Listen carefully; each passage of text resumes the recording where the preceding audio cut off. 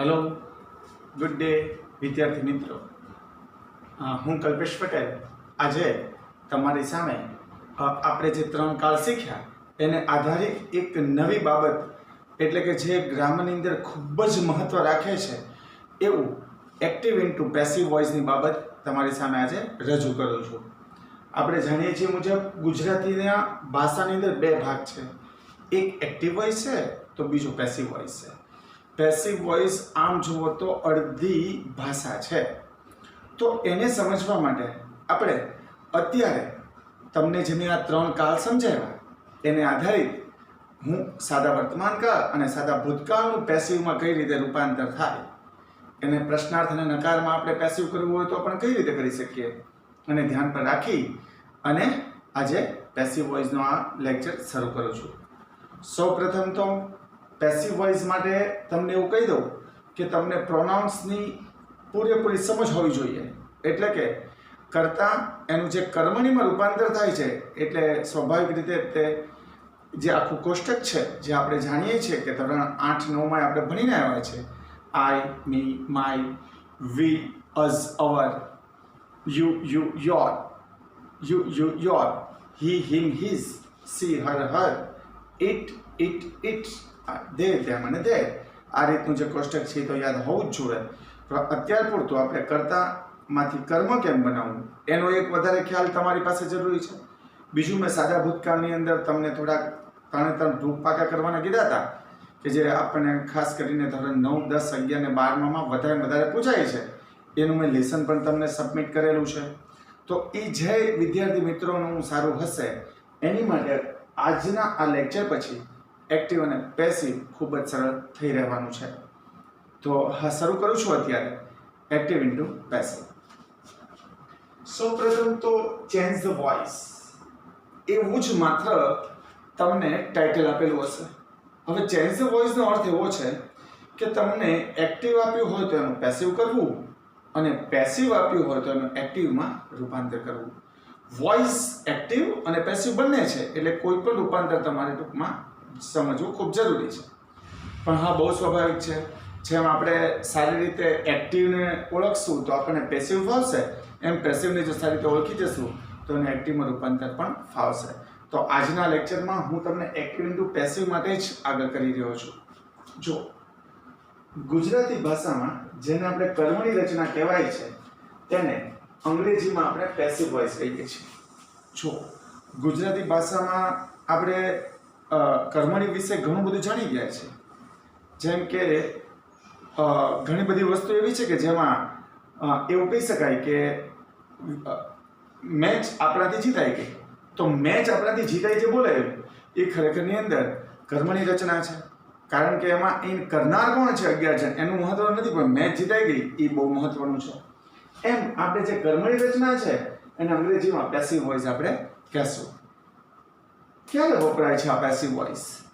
તો ખાસ કરીને કરતા જે એક્શનનું મહત્વ વધારે હોય, કાર્યનું મહત્વ વધારે હોય, કોણે કર્યું વધારે મહત્વનું ન હોય ત્યારે આ પેસિવ વોઇસનો ઉપયોગ થતો હોય છે. જેમ કે a fund is raised for welfare of corona. જેમ કે આપણે એવું કહી શકીએ કે અત્યારે કોરોના માટે આપણા પીએમ દ્વારા અલગ અલગ સંસ્થાઓ દ્વારા ફંડ ઉઘરાવવામાં આવે છે. તો એ ફંડ જે છે ઉઘરાવનારનું મહત્વ નથી, પરંતુ ફંડનું મહત્વ છે. અત્યારે એક્શનનું કાર્ય કરવાનું છે. તો અહીંયા તમે જુઓ અ fund is raised for welfare. અહીંયા કરતા જે છે તમને જોવા નહીં મળે, કોણે આપ્યું જોવા નહીં મળે, કોણ ઉઘરાવે છે એની કોઈ વાત નથી. એવી રીતે ધ વિનર્સ વેર એવોર્ડેડ. જે વિજેતાઓ છે ને સન્માનિત કરાયા. કોના દ્વારા કરાય મહત્વ નહીં, પણ વિનર્સ વેર એવોર્ડેડ. તો અહીંયા આગળ જે કાર્ય છે વિનર્સે જે કર્યું છે એનું મહત્વ હોવાને કારણે આપણે પેસિવ વોઇસમાં રજૂ કર્યું છે. જ્યાં કર્તાને દર્શાવવો જરૂરી નથી, જ્યાં કર્તાની જરૂર જ નથી, જે હમણાં વાત કરી પ્રમાણે, જેમ કે 10 terrorist were killed in Jammu and Kashmir. આપણે એવું કહી શકીએ કે 10 ટેરરિસ્ટને જમ્મુ એન્ડ કાશ્મીરની અંદર મારી નાખવામાં આવ્યા. હવે એને કોણે મારે મહત્વ નથી, કાર્ય મહત્વનું છે કે એના કારણે ઘણી બધી આંતરિક પ્રવૃત્તિ છે એમાં ઓછા પાવશે, એમાં ઘટાડો થશે. તો કાર્ય મહત્વનું છે એટલે અહીંયા આગળ terrorist were killed by the army કેવું કાંઈ આમાં આપ્યું નથી, આપણે સમજવાનું હોય છે. તો ત્યાં કર્તાને નથી દર્શાવ્યો. જ્યારે કર્તા કોણ છે તે બાબતનો ખ્યાલ ન હોય ત્યારે પણ ટૂંકમાં આપણે આ પ્રયોગ કરતા હોઈએ છીએ. જેમ કે this window was broken yesterday. આ બારીને ગઈકાલે તોડી નાખવામાં આવી. કોને તોડી છે ખબર જ નથી. વિદ્યાર્થીઓમાંથી કોઈ કે કાચ ઉપર કોઈ પથ્થરનો ઘા કર્યો અથવા તો પછી કોઈ બહારના વ્યક્તિએ ટૂંકમાં પથ્થરો ફેંક્યો, એ કાંઈ આપણને ખબર નથી.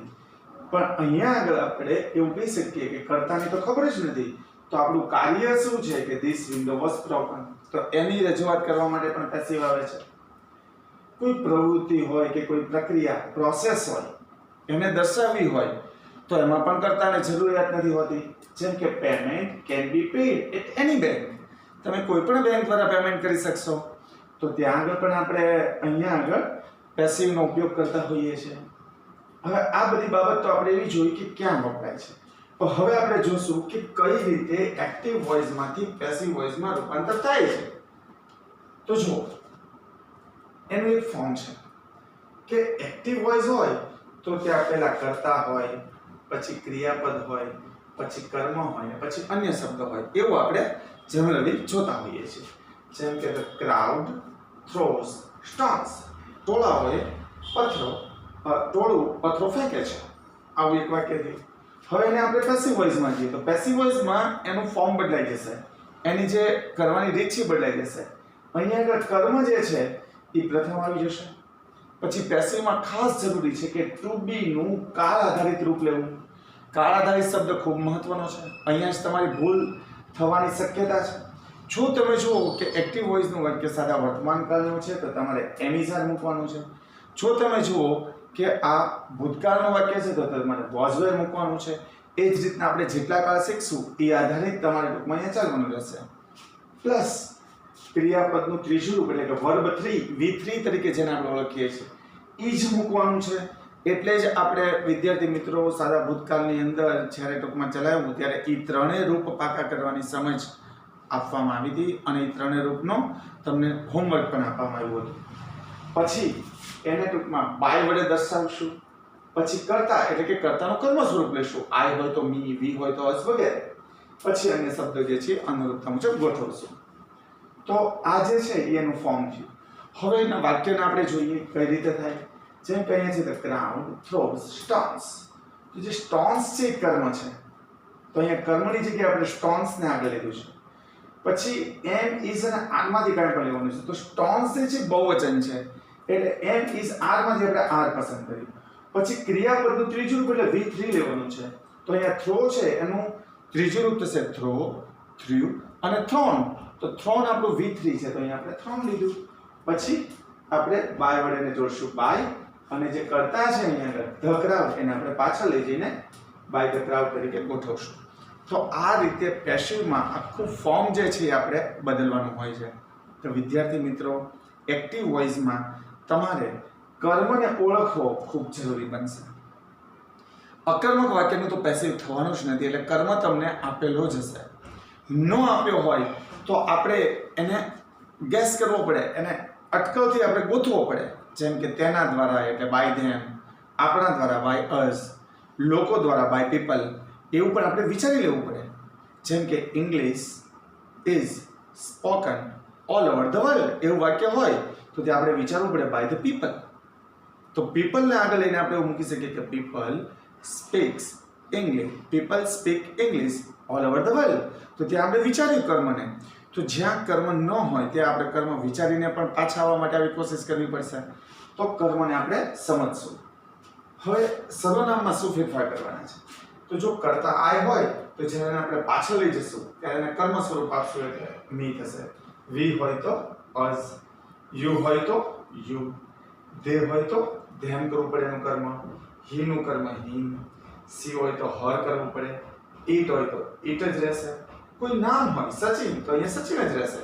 જેમ કે સચિન મેડ અ સેન્ચુરી તો અ સેન્ચુરી વોઝ મેડ બાય કર્મ તરીકે સચિન જ રહેશે. નામ હોય તો નામ જ આપણે પાછળ કર્મ તરીકે લેવાનું છે. એવી રીતે પુરુષવાચક નામ હોય, સ્ત્રીવાચક હોય કે કોઈ નાન્યતર જાતિનું નામ હોય તો આપણે એ રીતે ફેરફાર કરી શકીએ છીએ. એવી રીતે સાદા વર્તમાન કાળનું વોઇસમાં રૂપાંતર કરીએ. આપણે બે કાળમાં જે શીખીએ છીએ એમાં પહેલા સાદા વર્તમાન કાળનું જોઈએ. જેમ કે આઈ રાઇટ અ લેટર. પહેલું કામ આપણે કરશું કાળ ઓળખવાનું. તો વિદ્યાર્થી મિત્રો અહીંયા આગળ રાઇટ આપેલું છે, એમાં આપણે ભૂતકાળનું રોટ નથી, સેલ કે વિલ નથી, એટલે પહેલા સાદા વર્તમાન કાળનું છે એ વાક્ય પકડાઈ ગયું. હવે આપણે આમાંથી કર્મ શોધશું. તો રાઇટ એટલે લખવું, એને પૂછે શું લખ્યું? અ લેટર, લેટર લખ્યો.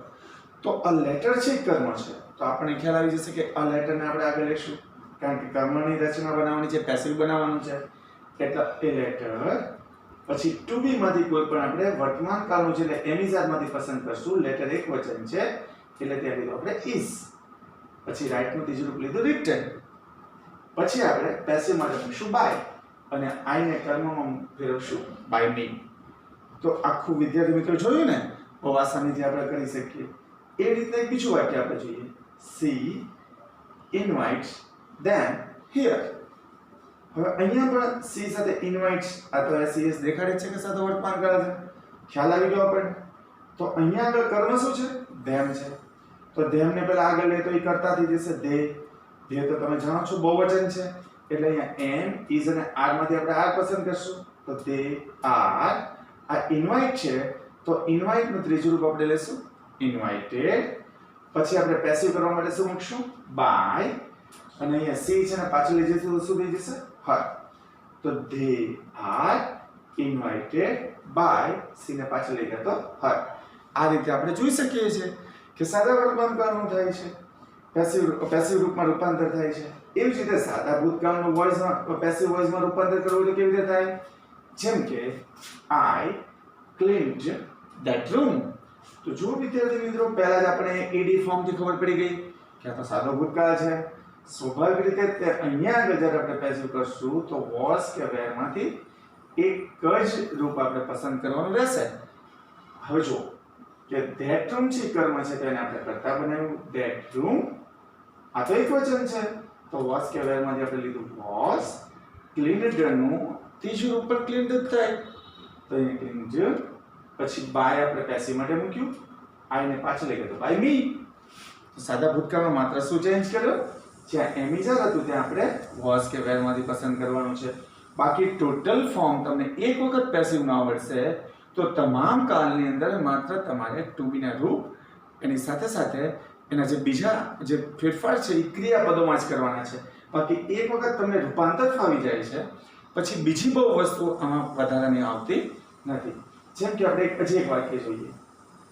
They opened the main door.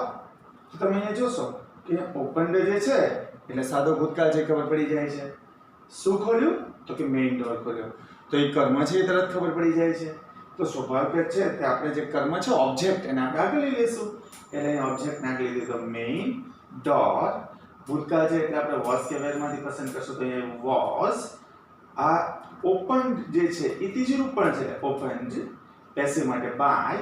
હા ધે જે છે એને પાછળ લઈ જઈશું તો શું થઈ જશે? ધે નું શું થઈ જશે? ધેમ.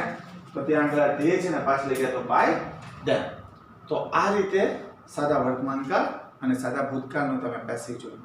વિદ્યાર્થી મિત્રો આની પછીની સ્લાઇડ જે છે એની અંદર હું તમને પ્રશ્નાર્થક હોય તો પણ કેવી રીતે કરવું એ આસાનીથી સમજાવવા જઈ રહ્યો છું. હા વિદ્યાર્થી મિત્રો, જે આપણે અત્યારે જે વાત કરી અને જે આપણે સાદા વર્તમાનકાળ અને સાદા ભૂતકાળના પેસિવ જોયા એમાં અત્યારે એક નવો પોઈન્ટ આપણે જોયું છે પ્રશ્નાર્થ અને નકાર વાક્યનું પેસિવ વોઇસમાં રૂપાંતર. હવે તમે સાદા વાક્યો તો જોઈએ પણ જો પ્રશ્નાર્થ હોય તો એમાં કઈ નવું હોતું નથી. જેમ કે આ વાક્ય છે પ્રશ્નાર્થ છે. Do you like English language? હવે આપણે જે રીતે કરતા હતા એવી જ રીતે એકવાર કરી નાખીએ. આને આપણે જોશો તો ઇંગ્લિશ કર્મ છે ને આપણે આગળ લીધું ઇંગ્લિશ લેંગ્વેજ આખો આગળ લઈએ છીએ ઇંગ્લિશ લેંગ્વેજ. પછી વર્તમાન કાળ છે એટલે મૂક્યું ઇઝ. લાઇક નું ત્રીજું લાઇક્ડ. પેસિવ માટે બાય. યુ છે ને પાછળ લઈ ગયા તો બાય યુ. અને પણ હવે અહીંયા પ્રશ્નાર્થ છે તો પ્રશ્નાર્થમાં એમિઝાર છે આગળ આવે છે તો આ ઇઝ ને લઈને અહીંયા મૂકી દેવાનું અને પાછળ પ્રશ્નાર્થ કરવાનું. એટલે સ્વાભાવિક રીતે આ ઇઝ જે છે ટૂંકમાંથી નીકળી જશે. તો તમે જુઓ કે અહીંયા આગળ પહેલા ઇઝ મૂક્યું હતું એને આગળ લઈ લીધું એટલે ડુ છે એની જગ્યાએ આપણે ડાયરેક્ટ ઇઝ મૂકી દઈએ તો પણ એ સમજાઈ જેવું છે. તો પહેલા મેં તમને એટલા માટે એક ડેમો આપ્યો કે આપણે સાદું આવડે છે તો પ્રશ્નાર્થ તો આવડવાનું જ છે, કારણ કે તમને પ્રશ્નાર્થમાં તો ખ્યાલ જ છે કે એમ ઇઝ કે આને આપણે આગળ લેવું પડે પ્રશ્નાર્થ માટે. તો પેસિવ કરી અને ઇઝ ને તમે આગળ લેવો એટલે આ પ્રશ્નાર્થનું થઈ જાય છે. હવે તમે જાણો છો કે માત્ર પ્રશ્નાર્થ do does am is are was were થી નથી થતું, એમાં પ્રશ્નાર્થક શબ્દ હોય છે, જેમ કે વાય હોય, હાઉ હોય. તો બીજું કાંઈ કરવા નથી વિદ્યાર્થી મિત્રો. અહીંયા આગળ વાય મૂકી દો તો why is English language liked by you. તમને શા માટે અંગ્રેજી ભાષા ખૂબ તમને ગમે છે? અથવા તો how English language liked by you. તો આગળ તમે જ્યારે પ્રશ્નાર્થક શબ્દ મૂકી દેશો તો એનું પેસિવ પણ થઈ જશે. એટલે જ્યારે તમને એવું પૂછ્યું કે why do you like English language, તો વાય થી બીવાની જરૂર નથી. તમે પહેલા એને સાદું રીતે કરો, પછી એનું પ્રશ્નાર્થ જે છે બનાવો ને એની આગળ પછી શબ્દ મૂકી દો. આ ત્રીજી પ્રોસેસ તમને કોઈ પણ પેસિવ વોઇસ છે એ આસાનીથી સમજાઈ શકશે. જોઈએ આપણે એક વાક્ય છે હુ બ્રિંગ્સ ધીસ એપલ. હવે સ્વાભાવિક જ છે કે બ્રિંગ્સ આવ્યું એટલે સાદો વર્તમાનકાળ ખ્યાલ આવી ગયો. હા, એક જે હુ છે એનું જે પેસિવ છે થોડુંક અલગ પડે છે, એટલે મેં અહીંયા ખાસ તમારી સામે રજૂ કર્યું છે. તો હુ નું કર્મ અહીંયા જ મૂકી દેવાનું છે બાય હુમ. પછી સાદા વર્તમાનકાળનું પેસિવ માટે આપણે ઇઝ મૂકીએ છીએ. તો ધીસ એપલ ને આગળ લાવ્યા અને પ્રશ્નાર્થ છે તો ધીસ એપલ ની આગળ ઇઝ મૂકવું પડે, એટલે by whom is this apple. Bring નું V3 એટલે કે વર્બ 3 થશે બ્રોટ. Bring, brought, brought. એટલે by whom is this apple brought. પછી પ્રશ્નાર્થ મૂકી દેવાનું, કારણ કે આપણે પ્રશ્નાર્થનું પેસિવ કર્યું છે એટલા માટે. એવી જ રીતે આપણે જોશું કે C does not read the newspaper. વાક્ય છે એ does not છે, નકાર વાક્ય બન્યું છે. તો એમાં શું કરશું? અહીંયા આગળ આપણે જોશું કે રીડ શું વાંચ્યું? ન્યૂઝપેપર વાંચ્યું. તો આ કર્મ છે ને આગળ લઈ લઈશું. The newspaper is does નો આપણે સીધું is મૂકી શકશું. is not read નું ત્રીજું read by પેસિવ માટે અને સી ને પાછી લઈ ગયા by her. તો જુઓ તમે અહીંયા આગળ જ્યારે પેસિવ હતું તો does not નો આપણે શું કરી નાખ્યું છે? is not કરી નાખ્યું છે. તો આ રીતે તમે નકારનું પણ વાક્ય કરી શકો છો. એવી જ રીતના આ વાક્ય તમે જુઓ did you forgive him. તો તમે જોશો did આવ્યું તો થતું સાદા ભૂતકાળનું વાક્ય છે પણ પ્રશ્નાર્થ છે, પણ આપણે એમાં મૂંઝાવા જરૂર નથી. અહીંયા આપણે જોયું છે કે ડુ ની જગ્યાએ તમે એમ ઇઝ મૂકી શકો, તો did ની જગ્યાએ તમે was કે were મૂકી શકો. હવે was કે were કેમ નક્કી કરવું? તો આપણે જોઈએ him ને આગળ લે તો શું થઈ જાય? he. તો અહીંયા આગળ આપણે was મૂકશું, અથવા તો પહેલા સાદું બનાવી નાખવાનું he was. forgive નું ત્રીજું રૂપ forgive, forgave ને forgiven. તો અહીંયા forgiven by આપણે અહીં યુ ને પાછળ લઈએ તો by you થયું. હવે was ને આગળ કરી દો તો was he forgiven by you. આવી રીતે સાદી રીતે આપણે પ્રશ્ન સમજી શકશું. હવે માની લો કે why કેવા શબ્દો હોય તો શું કરવું? એમાં પણ આસાનીથી સમજી શકાય. જેમ કે એક વાક્ય આપ્યું છે why did we bake the bread here. તો જુઓ કે અહીંયા બેક ક્રિયાપદ છે, ખ્યાલ છે ને વિદ્યાર્થી મિત્રો? બેક ઉપરથી બેકરી નાઉન છે, આપણે સૌ જાણીતી છે વાત. તો ધ બ્રેડ છે કરવાનું છે, તો અહીંયા આગળ આપણે પહેલા કરશું ધ બ્રેડ ને આગળ લેશું તો બ્રેડ, પછી વોઝ જે છે ડીડ ની જગ્યાએ વોઝ મૂકી એટલે પેસિવ બન્યું ધ બ્રેડ. એની પહેલા ડીડ છે એટલે વોઝ ધ બ્રેડ. બેક નું ત્રીજું બેક્ડ. હિયર વાય છે ને નામ ના મૂકી દો, વી ની પાછળ બાય અસ લખવાની જરૂર અહીંયા મહેસૂસ નથી થતી. લખો તો પણ ચાલશે, ન લખો તો પણ ચાલશે. એટલે શું બનશે? Why was the bread backed here. એવી રીતના જે હુ નું વાક્ય છે ફરી એકવાર અહીંયા તમને એક પ્રેક્ટિસ આપી છે કે જેનાથી તમે આસાનીથી સમજી શકો. હુ ક્લીન ધીસ રૂમ.